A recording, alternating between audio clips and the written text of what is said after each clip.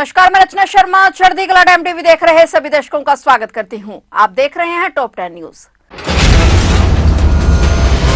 America के राष्ट्रपति Donald Trump ने एक नई कंपनी के जरिए कृत्रिम बुद्धिमत्ता यानी एआई के बुनियादी ढांचे में $500 अरब के निवेश की घोषणा की है। इसकी योजना और केरल, सॉफ्टबैंक और ओपन एआई के साथ साझेदारी में बनाई जा रही है। माना जा रहा है कि ये आईटी क्षेत्र में अब तक का सबसे बड़ी परियोजना होगी। स्टारगेट नामक यह उद्यम अमेरिकी डेटा केंद्रों में प्रौद्योगिकी कंपनियों के महत्वपूर्ण निवेश का प्रतीक होगा। इसकी शुरुआत टेक्सास में बन रहे 10 डेटा केंद्रों से होगी।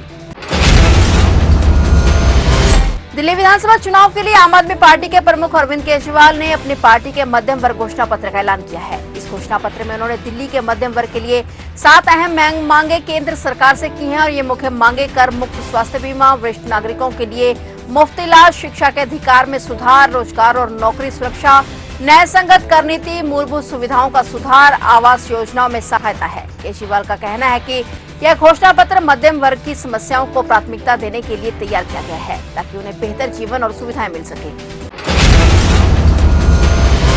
दिल्ली विधानसभा चुनाव के तहत मतदान का दिन जैसे जैसे नजदीक आ रहा है, भाजपा और आम आदमी पार्टी के बीच जुबानी जंग तेज हो गई है। दिल्ली विधानसभा चुनाव में आरोप प्रत्यारोप का दौर जारी है। प्रधानमंत्री नरेंद्र मोदी ने मेरा बूथ सबसे मजबूत कार्यक्रम के जरिए पार्टी कार्यकर्ताओं के साथ संवाद किया। इस दौरान उन्होंने आम आदमी पार्टी पर जमकर हमला बोला। उन्होंने कहा कि ये आपदा वाले हब हर दिन एक नई घोषणा कर रहे हैं। इसका मतलब है कि उनको रोज पराजय की नई नई खबरें मिल रही हैं। ये इतने डरे हुए हैं कि इन्हें रोज सुबह एक नई घोषणा करनी पड़ रही है। लेकिन अब दिल्ली की जनता इनकी खेल समझ गई है। हमने दिल्ली में मुफ्त स्वास्थ्य सेवा के लिए आयुष्मान भारत योजना को लागू करने के लिए आपदा के लोगों से अनुरोध किया है। प्रधानमंत्री मोदी ने दिल्ली के पार्टी के बूथ स्तर के कार्यकर्ताओं से बातचीत की। एनआईए की एक टीम आज बुधवार को बठिंडा के प्रतापनगर में रहने वाले सनी जोड़ा उर्फ गुरप्रीत सिंह और मनी जोड़ा के घर पर रेड करने पहुंची। एनआईए को दोनों भाइयों पर संदेह है कि वे पंजाब में हुए ग्रेनेड हमलों में शामिल आरोपी हैप्पी पासिया को सोशल मीडिया पर फॉलो कर रहे हैं। एनआईए टीम ने दोनों भाइयों से पूछताछ की और उनके मोबाइल चेक कर कुछ कागजात को भी खंगाला। इसके बाद एनआईए टीम ने दोनों को चंडीगढ़ में स्थित एनआईए कार्यालय में बुलाया है, जिस संबंधी टीम ने दोनों को एक नोटिस भी दिया। दोनों भाई बठिंडा में इनॉग्रेशन का काम करते हैं और वहीं एनआईए की रेड से हड़कंप मच गया है।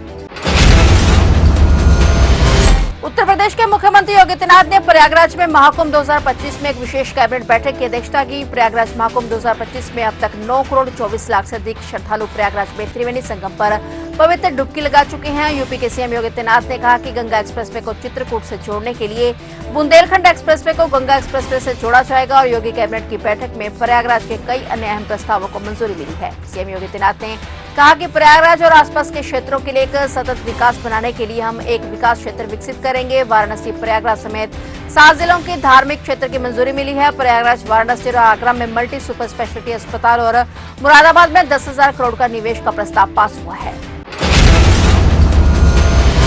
कर्नाटक के उत्तर कन्नड़ जिले के येलापुरा में एक बड़ा सड़क हादसा हो गया। फल और सब्जियां ले जा रहा एक ट्रक 50 मीटर गहरी खाई में गिर गया और इस हादसे में 10 से ज्यादा लोगों की मौत हो गई। वहीं 15 अन्य गंभीर रूप से घायल हो गए। यह दुर्घटना सावनूर हुबली हाईवे पर हुई। स्थानीय लोगों और पुलिस तुरंत घटनास्थल पर पहुंचे और घायलों को अस्पताल पहुंचाया गया। हादसे की खबर मिलते ही इलाके में शोक का माहौल बन गया। हादसे के कारणों की जांच जारी है। मुख्यमंत्री सिद्धारमैया ने हादसों को लेकर गहरा दुख व्यक्त किया। उन्होंने कहा कि येलापुरा और सिंधनूर की दुर्घटनाओं में 14 लोगों की मौत से मन विचलित है। उन्होंने मृतकों के परिजनों के लिए मुआवजे की घोषणा की। साथ ही सरकार से हादसे के कारणों की जांच कर उचित कार्रवाई करने का निर्देश दिया। मुख्यमंत्री ने हादसे में घायल लोगों को हर संभव मदद देने का आश्वासन भी दिया।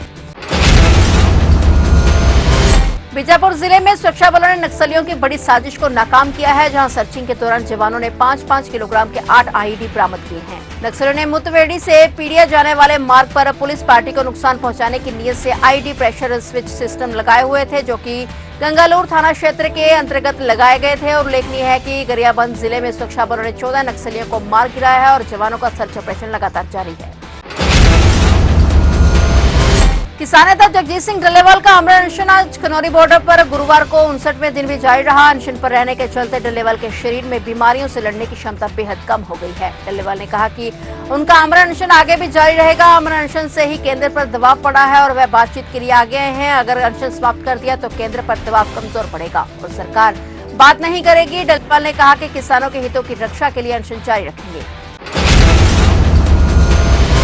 मुख्यमंत्री योगी आदित्यनाथ कल गुरुवार से दिल्ली विधानसभा चुनाव में प्रचार करेंगे। पार्टी प्रत्याशियों के पक्ष में योगी 14 जनसभाओं को संबोधित करेंगे। भाजपा नेतृत्व द्वारा स्टार प्रचारक बनाने के बाद वह बृहस्पतिवार को 3 जनसभाओं में शामिल होंगे। सूत्रों के मुताबिक सीएम दिल्ली में 4 दिन में 14 सभाएं करेंगे, जिसमें खासकर यूपी और उत्तराखंड के मतदाताओं को साधेंगे। सीएम योगी इस दौरान दिल्ली की जनता को भरोसा दिलाने का प्रयास करेंगे कि भाजपा सरकार हर पीड़ित की समस्या का समाधान कराने के लिए दृढ़ संकल्पित है।